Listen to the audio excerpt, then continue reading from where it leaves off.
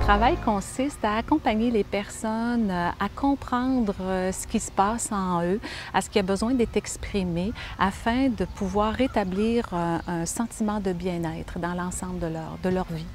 Pour moi, la fin de semaine des commémorations a été, elle était essentielle, elle était extrêmement bien préparée et réalisée.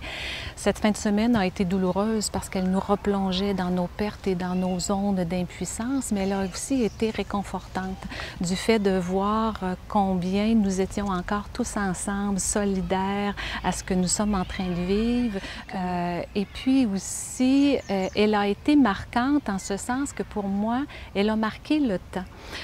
Depuis un an, c'est comme si le temps était suspendu et de réaliser que ça faisait un an, que nous avions un peu de recul par rapport à ce qui s'était passé. Tout n'est pas terminé, il y a encore de la peine, de l'ennui, de la douleur et beaucoup de travail à faire et beaucoup de choses à gérer encore.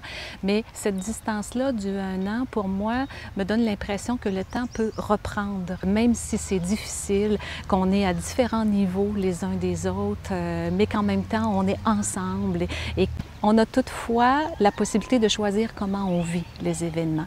Et je dirais même que c'est plus qu'un choix, c'est presque une obligation. Nous avons le devoir de choisir comment nous allons vivre cette situation.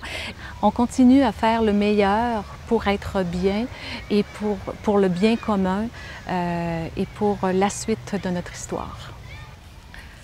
Ce qu'on peut dire, c'est que malgré l'ampleur de la tragédie et de ses conséquences, nous avons à Lac-Mégantic des conditions qui nous aident à se relever, à guérir et peut-être à nous étonner nous-mêmes de ce que nous ferons avec cette situation-là dans l'avenir, dans ce que nous mettrons en place et ce que nous créerons.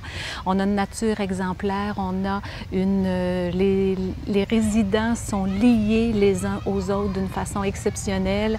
Nous avons des leaders qui continuent de garder la vision et la détermination de continuer de l'avant.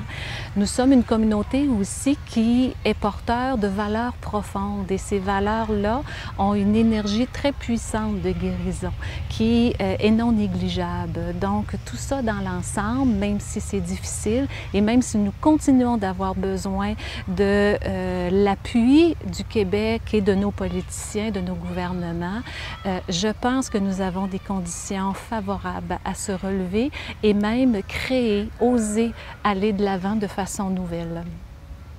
Il y a un processus de réflexion qui serait intéressant à faire effectivement sur les leçons de cette tragédie, autant au niveau collectif de comment on vit ensemble, quelle est la place de l'utilisation des ressources naturelles et de son transport, quelle est la valeur économique et quelle est la valeur humaine dans notre vivre ensemble collectivement.